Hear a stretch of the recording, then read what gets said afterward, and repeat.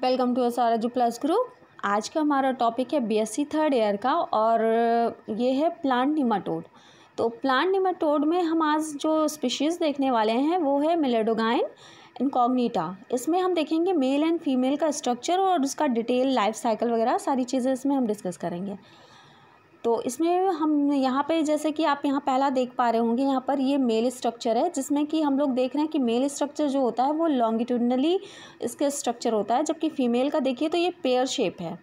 तो इस तरह ये जो है इनका स्ट्रक्चर डिफरेंस होता है। और इसमें हम अगर जो फीमेल का स्ट्रक्चर देखें तो देखिए यहाँ पे लेबल डिस्क है, स्टाइलेट है, इसके बाद इसोफेगस है जिसको हम प्रोकार्पस भी कहते हैं, और वेंट्रल इसोफेजियल ग्लैंड है, फिर मीडियल इसोफेजियल ग्लैंड, एक्सक्रीटिपोर, फिर नर्व रिंग और इसके बाद इंटेस्टाइन। और इधर देखिए तो हम जो है स्थमस है, डॉर्सल ग्लैंड है। तो ये हमारा जो है एंटीरियर एंड है ये निमाटोड का, जो कि मिलेडोगाइन का है। और पोस्टीरियर एंड में हम देखें तो इसमें है इंटेस्टाइन, वास डिफेंस, स्पिक्यूल्स और क्लोइका। तो ये सारी चीज़ें इसमें हम देख रहे हैं, ये मेल का पार्ट है। अब फीमेल का अगर हम देखें इसी में, तो फीमेल आप यहाँ देख पा रहे होंगे, ये इसका स्ट्रक्चर जो है कुछ पेयर शेप में है। इसमें हम देखें तो इसमें क्या हमको मिल रहा है कि ये इसोफेजियल ग्लैंड, ओवरी, फिर इसके बाद रेक्टम ग्लैंड, वजाइना और वॉल्व, एनस, ओविडक्ट, रेक्टल जो है ग्लैंड, और इसके बाद क्यूटिकल, फिर इंटेस्टाइन, और यहाँ पर हम देखें तो स्टाइलेट है, और फिर इसोफेजियल ग्लैंड है, मिडी जो है, फिर इस मीडियम इसोफेजियल बल्ब है, इसके बाद ओवरी। तो ये सारी चीज़ें हमारी फीमेल में प्रेजेंट हैं। अब हम इसके स्ट्रक्चर के बाद हम इसको देख लेते हैं कि ये डिस्ट्रीब्यूशन क्या है इसका। तो डिस्ट्रीब्यूशन में हम देख रहे हैं यहाँ पर जो निमाटोड होता है इसका डिस्ट्रीब्यूशन रूट नॉट निमाटोड जो इसको कहते हैं हम। तो ये थ्रू आउट वर्ल्ड होता है, जिसमें कि हम देखेंगे कि मोस्ट फ्रिक्वेंटली ये उस जगह पाए जाते हैं जो कि वार्म और हॉट क्लाइमेट होता है। इसके बाद अगर हम आगे देखें तो इसमें जो रूट नॉट होती है वो निमाटोड्स में वो ग्रीन हाउस में भी पाई जाती है, जिसमें कि ये उस कंडीशन में ग्रीन हाउस में पाई जाएगी जो निमाटोड्स होते हैं जब जो सॉइल होती है वो स्टेरिलाइज नहीं होती है। तो किसी ना किसी तरह सॉइल में जब कोई डिफेक्ट होता है तो जो है निमाटोड्स क्रिएट होने का चांस होता है। इसके बाद अगला हम देखें तो इसमें जो ये अटैक होता है निमाटोड्स का वो लगभग 2000 प्लांट स्पीशीज़ पे करते हैं, और जो कि ये मोस्टली हम देखेंगे तो ये जो प्लांट होते हैं वो कल्टीवेटिंग प्लांट्स जो स्पीशीज़ होती हैं उन पर ये ज़्यादातर तक करते हैं। इसके बाद हम इसकी मॉर्फोलॉजी देखें तो मॉर्फोलॉजी में आप देख पा रहे होंगे यहाँ पे अडल्ट मेल और फीमेल है, जो कि रूट नॉट निमाटोड जो इजली डिस्टिंग्विशेबल है वो मॉर्फोलॉजिकली। तो वो अभी जैसा मैंने बताया कि वो मेल जो है वो लॉन्गिट्यूडनल है और फीमेल जो है पेयर शेप है।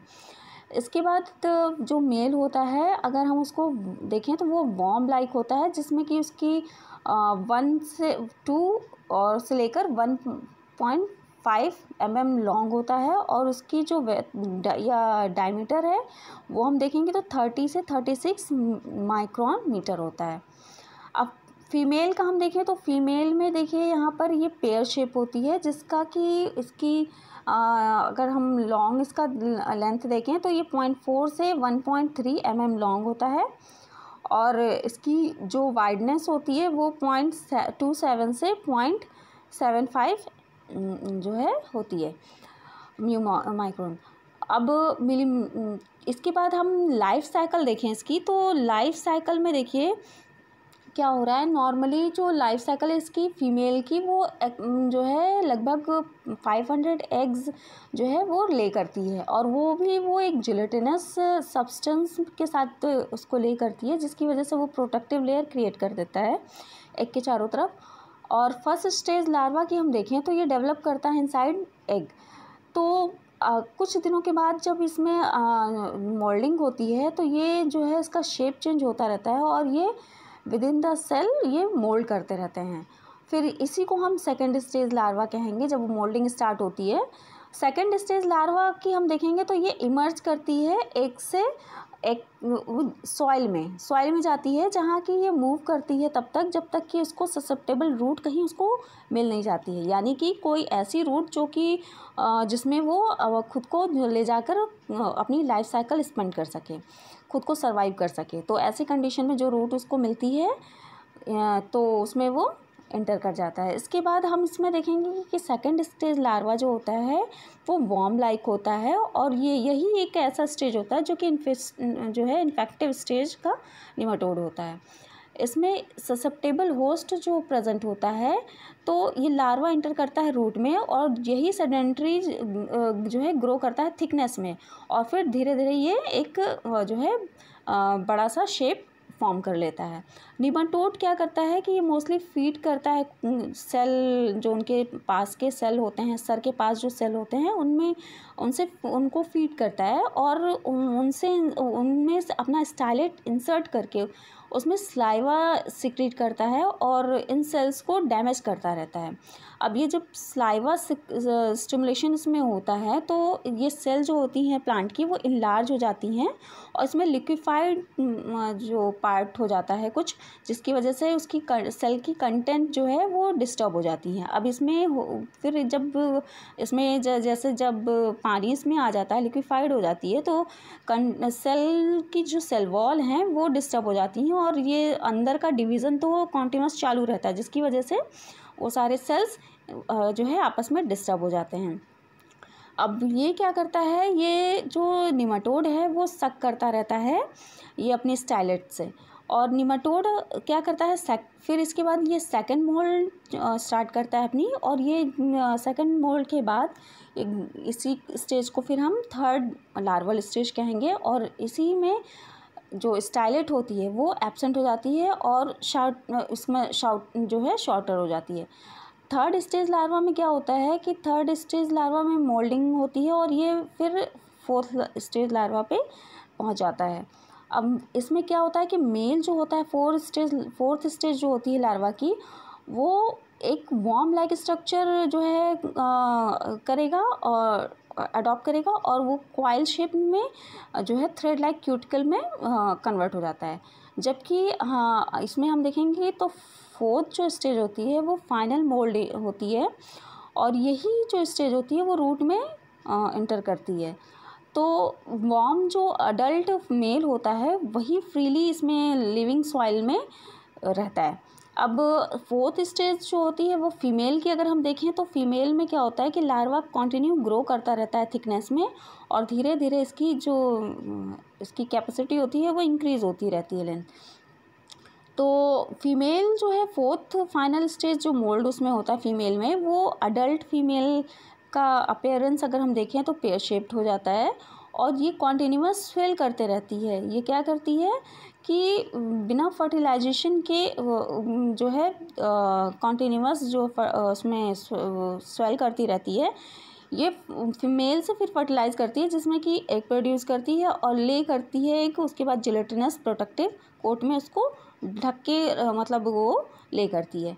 अब एग में क्या हो रहा है कि जब एग को ले करती है तो उसमें ये डिपेंड करता है कि फीमेल की पोजीशन क्या है, क्योंकि उसी पे डिपेंड करता है कि वो एग जो है वो रूट के अंदर करेगा या सॉइल में। तो इस तरह से वो हम इसको डिफ्रेंशिएट कर सकते हैं। और एग क्या करता है, ये मोस्टली जो हम देखेंगे तो ये जो है विंटर के टाइम में या फिर ओवर विंटर या फिर स्प्रिंग सीजन में हैच करते हैं। इनकी लाइफ साइकिल हम देखें तो ये 25 डेज़ में और 27 डिग्री सेंटीग्रेड पे कंप्लीट होती है। ग्रेटर नंबर अगर जो निमाटोड का हम देखें तो हम देखेंगे ये मोस्टली रूट जोन में होता है, जिसमें कि 2.5 सेंटीमीटर बिलो सरफेस होती है। डेवलपमेंट ऑफ डिजीज़, अब इसका देख लेते हैं कि किस तरह प्लांट में ये डिजीज़ कॉज करता है। तो इसमें देखिए क्या होता है कि इन्फेक्टेड जो स्टेज होती है सेकेंड लार्वा की, ये यूजली एंटर कर जाती है रूट में, और ये अपने पीछे क्या करती है रूट टिप से एंटर करता है, और वो पुश करता रहता है तब तक जब तक कि वो अंदर तक सेल के पास तक नहीं पहुंच जाता है। तो ये पोजीशन क्या करती है, पीछे से उसका ग्रोथ भी करती रहती है निमाटोड का, और यहाँ पर ये परमानेंटली इस्टेब्लिश हो जाता है। तो इस्टेब्लिश होता है तो हेड रीजन उसका स्टेबल हो जाता है, तो वो वहाँ प्रीरोम के रीजन में इस्टेब्लिश हो जाता है। और इसमें सेवरल लार्वल स्टेज जो है एंटर करता है। इसमें सेल जो नियर उसकी रूट की टिप्स के पास की जो सेल्स होती हैं वो डिवाइड करती हैं और रूट का जो ग्रोथ होती है उसको स्टॉप कर देती हैं। यानी कि इस समय ये लार्वा खुद की ग्रोथ पर ज़्यादा ध्यान देता है और इसी वजह से वो प्लांट की ग्रोथ वहाँ पे स्टॉप हो जाती है। अब क्या करते हैं कि सेकंड और थर्ड डे में हम देखेंगे तो ये वेल इस्टेब्लिश्ड हो जाता है लार्वा। और उसके बाद हम सेल की बात करें तो सेल जो उसके सर के पास होंगे वो इनलार्ज होना शुरू कर देते हैं। इनलार्ज होंगे तो इनलार्ज क्यों होते हैं, क्योंकि सेल वॉल जो होती है वो इसमें प्रॉपर नहीं डेवलप हो पाती है, क्योंकि ये अपने सलाइवा से इसको सेल वॉल को डैमेज करता रहता है। तो न्यूक्लाई जो है वो कॉन्टिन्यूस उसका डिवीज़न होता रहता है, लेकिन सेल वॉल का इसमें कोई डिवीज़न नहीं होता है। तो इसकी वजह से वो जो सेल के अंदर के जो पोर्शन है वो सारे एक दूसरे में आपस में कनेक्ट होने लगते हैं, जिसकी वजह से इनलार्जमेंट हो जाता है सेल का और वो फिर धीरे धीरे डैमेज होने लगती है। अब सेल वॉल, क्योंकि जो सेल वॉल है वो उसका ब्रेकडाउन डिसअपेयर होता है, तो प्रोटोप्लाज्म एक दूसरे से फ्यूज़ होता है और एक जाइंट सेल बना लेती है। और जो गाल सेल होती है वो लगभग 3 से 6 जाइंट सेल्स कंटेन किए रहती है, जो कि हम देखेंगे कॉर्टेक्स में या स्टिलर रीजन में पाए जाते हैं। डेवलपमेंट अगर हम देखें तो इसमें डेवलपमेंट में जो टाइप होता है सेल का वो रिजल्टिंग इसका ये है कि धीरे धीरे वो जो है स्वेलिंग होने लगती है इसमें रूट में। और ये रिज़ल्ट क्या करता है, ये इसमें हाइपरट्रॉपी या हाइपरप्लेसिया जो जैसी जो स्टेज होती है वो प्लांट में ला देता है।